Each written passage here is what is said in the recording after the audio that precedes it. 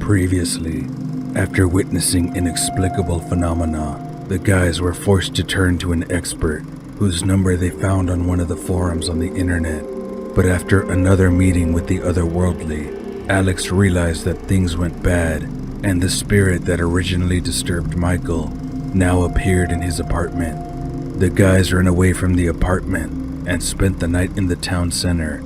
The next day, Valentine, the same medium the guys found on the forum, arrived, and all three went up to the apartment where it all began.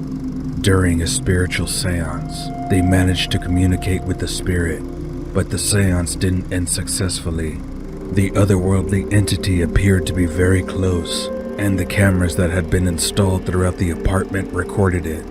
After the paranormal phenomena suddenly began, the trio was forced to leave the apartment. The evil they encountered was extremely powerful.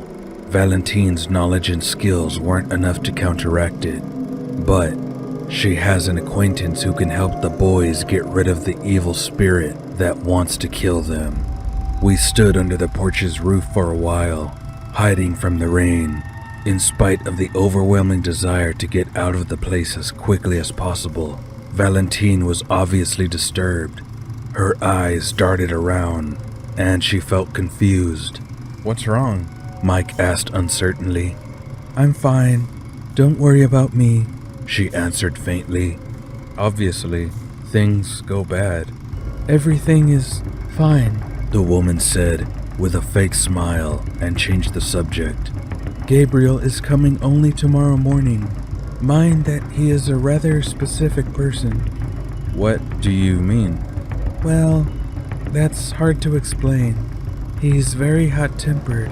You have to do everything exactly as he says. No amateurism. Otherwise, you may learn lots of new swear words, or get punched in the face.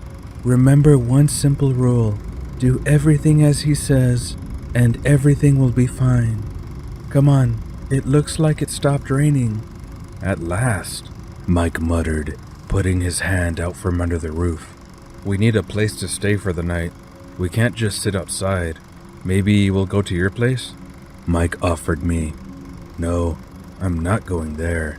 I'd rather wait out the night in the center than face that thing again." "I understand you guys," the woman replied, smiling. "Where did you sleep last night?" "We slept outside, in the center, near the kebab stand." "Well, let's go there then. I hope it's open 24 hours. "Sure." We got out from under the roof and headed in the direction of the place we thought was safe. I asked Valentine a question while we were on the bus. Luckily, we caught the last one. I recalled her phone conversation with Gabriel. "You said you had never encountered such a phenomenon, but when you spoke to your friend, you referred to the creature as if you had already met him." The woman hesitated. "Do you mean the phrase, 'it's the same one here'?" "Exactly," I confirmed in a trembling voice, trying not to offend the woman in any way. "I haven't met him, but the man I talked to on the phone can't boast of that. He knows what we're dealing with, and that's why he agreed to help us." Valentine suddenly leaned toward me and whispered, "Your pursuer is very different from usual evil spirits." "In what way?" I whispered back. "I don't know how to explain it properly." The woman hesitated. "Just say as it is."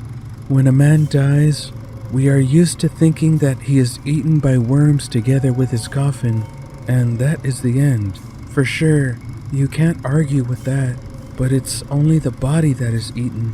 Though there is also the soul. It gets into a parallel world, or the afterlife, as we say.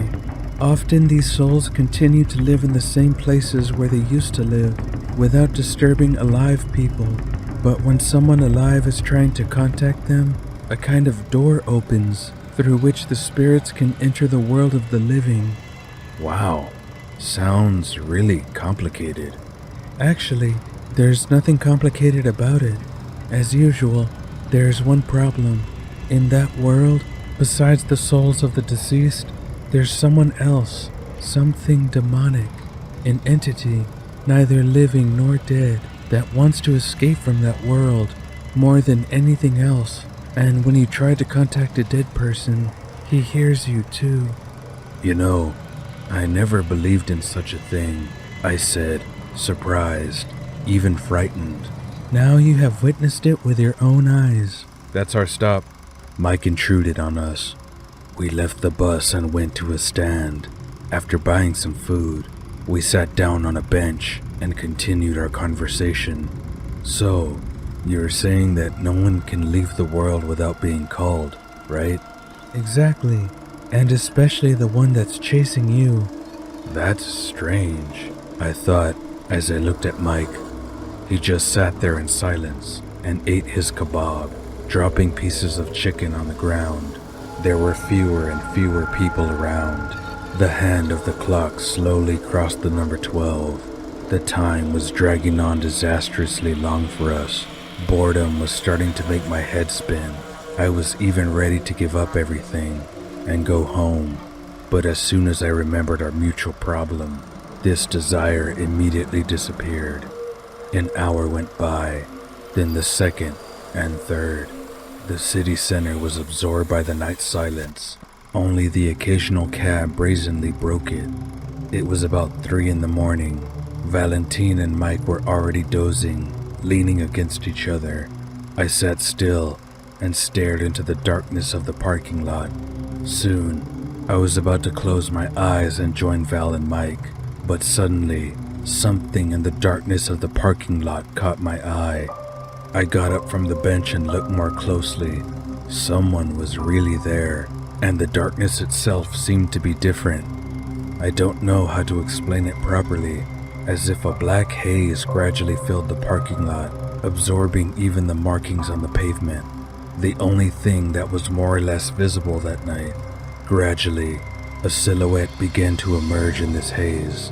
I stood there, staring and trying to explain to myself that we were not in a desert, but in the center of a small town, and that sometimes, even at this hour, there were people walking around.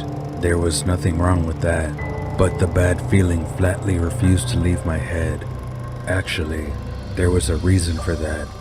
Just a few minutes later, I saw clearly something familiar in the darkness. Shock and immeasurable horror overwhelmed me completely, once again shackling my whole body, depriving me of the possibility of even shouting something to wake up the sleepers. It came closer and closer, staggering and shaking as if it knew that I wasn't going to escape, and I would do nothing about it. As it approached, I heard the same phrase more and more clearly. "Nobody will help you. Nobody will help you." His horrible voice was driving me to the bones, but his face, if you could call it that, was much worse.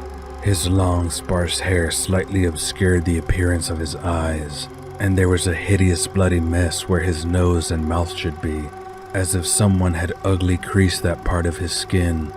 Among this mess, I could see the skull, namely the jaw, and the crooked, sparse teeth sticking out in different directions. I had never felt such animal horror, even when I was standing in front of the mirror. The way it moved is also worth mentioning. Each movement was accompanied by a charismatic crunch. It seemed that it was difficult to move, but at the same time, it moved confidently, step by step, approaching us. The body gradually began to obey me, and I backed up, not allowing the creature to shorten the distance between us. But suddenly, it stopped, and looking with a displeased look, it rushed towards me very quickly. The creature got closer and knocked me off my feet. Hovering over my body, I could feel its clammy, cold fingers on my neck, its heavy breathing, and its frightening stare on me. His hands gripped tightly around my neck and squeezed so tightly that my eyes blackened. I tried to swallow air, but I couldn't. I gasped and gradually fainted, but something soon saved me. In an instant, the nightmare stopped. I opened my eyes. Everything was blurred in front of them. My neck hurt badly. I gulped for air as if it was my last breath. I heard an unfamiliar voice nearby, and finally when normal vision returned, I saw the stand cook sitting above me. Are you alright? I think so, I mumbled, sitting with my head in my hands. I saw you fall to the ground and start convulsing all of a sudden. I ran out right away, as I thought you might need help. Thank God you came to your senses. The man in the colorful apron was mumbling. Thank you very much. No problem. Do you want some tea or coffee? No, I'm fine. Thank you. I tried to get to my feet when Valentine and Mike, who had just woken up, ran up to me. What happened, bro? My friend shouted, frightened, staring at my neck. Then he took out his phone, turned on the front camera, and pointed it at me. The strangulation marks were clearly visible on my neck. What had just happened? He showed up here and attacked me, I yelled at my friend. It's a very bad sign, Valentine muttered, frightened. It is very, very bad. She took out her phone and, dialing the number, put it to her ear. Hello, Gabriel? Do you hear me? He just attacked one of the guys. Yeah, we're in the city center. Yeah, I know that it's bad. No, we didn't see him. Alright, we're going back. I texted you the address. We'll be waiting. Try to be quick, please. Alright, we'll wait. Okay, guys, we need to go back to your apartment, said Valentine, looking at Mike. The faster the better. Come on, get up. Mike helped me up as I felt very dizzy. I could barely stand on my feet. What's wrong with you? I don't understand, shouted my friend at me. Are you sure you don't need any help? Asked the kebab stand cook. Don't worry, he is fine, Valentine said, smiling. If you say so. He went back to his workplace, and we called a taxi to drive back to my friend's house. After the encounter with the demon, I began to feel extremely disgusted. I felt very dizzy, and I was held on both sides of my body so that I wouldn't fall to the ground. My hearing was deteriorating. The voices of Mike and Valentine seemed to be muffled. I could barely understand them. We went up to the floor and entered the apartment. They put me on the bed. Should he get an ambulance? I'm afraid that the ambulance won't help him. Why? What happened to him? He shouted at her, but she didn't give a clear answer. My mind gradually fogged over, but the worst thing happened about an hour later. I began to hear voices in my head, many different voices. They were all saying different words and sentences at the same time, but among them stood out one incredibly creepy voice of a demon I had encountered in the parking lot. The last thing I managed to pronounce was the phrase, "I hear voices. They are in my head. Help me, help." And the voice kept repeating in my head, "Nobody will help you. Nobody will help you." That's what I feared the most. What's wrong with him? Mike was on the verge of a panic attack.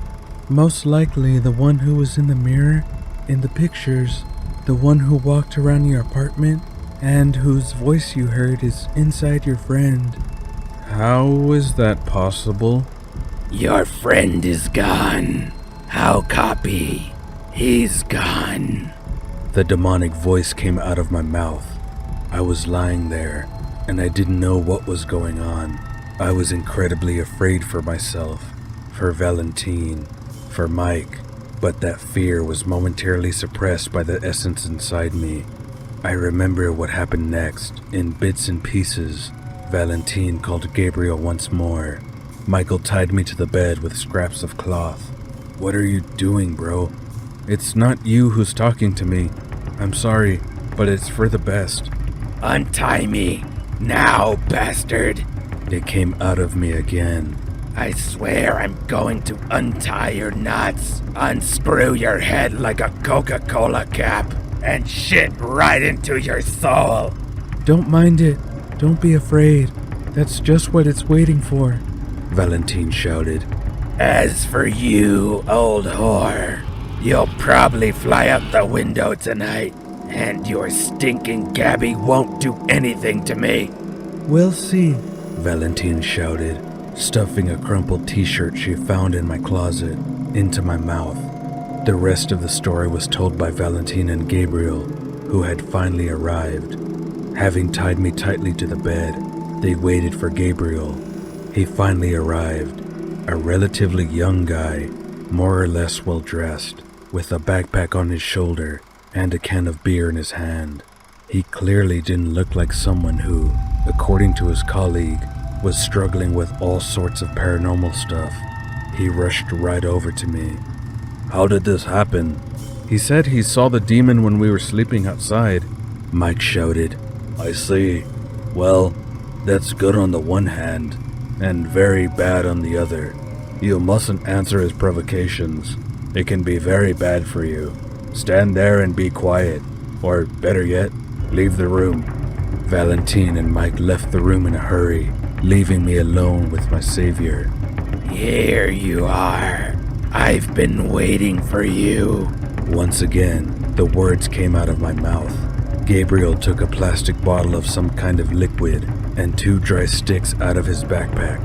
Are you going to perform an exorcism? You're not a priest. You don't even know how to do it. Gabriel was silent and didn't seem to pay any attention to me at all. He tied 2 sticks together with a rope, came over to me, and put them to my head. My body suddenly began to twitch and twist. A strong pain rose, it seemed, from my feet and hit me right in the head, bringing me to my senses. Who am I talking to now? Shouted Gabriel. It's me, Alex. Thank God. Listen to me, Alex. Just don't give up. Fight as hard as you can. Do you understand me? Try to keep your mouth shut when it wants to talk. Try to control your body. Okay, I'll try. The stabbing pain pierced my body again. You naive fool, the demon said again. My body flew into the air, along with the bed, causing my limbs to twist in an unnatural position. And my body, along with the bed, rumbled away to another part of the room. The shreds with which I had been tied to the bed broke off, freeing me from my bonds. I got to my feet, but Gabriel, with a completely calm face, continued to rummage through his backpack. Do you really think you're going to help him? I know that, he suddenly shouted, taking a mirror from his backpack and pointing it at me. Get back in there, you freak. You don't belong in this world. The demon, however, disagreed with Gabriel, climbed up the wall, and tried to pull the huge closet down on him with my hands. Gabriel dodged it, and my body jumped to the ceiling. Only God knows how it held on there. The exorcist didn't let the mirror out of his hands, but shouted, Leave the boy, you freak. Show yourself to me in your true form. His true image was reflected in the mirror, and his control over me gradually weakened. Get out of here, loser! I'm not the one who's going to get out, Gabriel shouted confidently, opening the very bottle of water. Is this holy water? Check it out. He passed the bottle and directed a jet of water right into my face. Suddenly, there was an inhuman screaming sound, and both Gabriel and Valentine's ears perked up. My body immediately fell to the floor, or rather on a fallen-over closet. Gabe immediately ran up to me and reattached the cross he had bound from his sticks, trying to cuff my hands. Having done this, he began to read some text in a language unknown to me. My body began to twist unnaturally again. The crunch of bones in unison with Gabriel's voice echoed throughout the apartment, but soon, after a few seconds, I was on my feet and, throwing the exorcist aside, rushed to the other room, to the room where Mike and Valentine were waiting. On the way, I freed myself from the handcuffs. The woman pulled out her cross when she saw me, for which she later rammed her head into the wall. And Mike died. I threw him off the balcony. Gabriel didn't have time to stop the essence that had settled in me. He gathered his thoughts and ran into the room with the leg of the table, which had been overturned 2 days earlier. He hit me on the head with it, and I lost consciousness. This way he got some time to tie me to the bed and perform his ritual. The creature finally left my body. Gabriel cunningly drove it back into the mirror and then broke it, closing the way back to our world. After a while, I came to my senses. My savior was sitting in a chair, finishing his beer, looking up at the ceiling.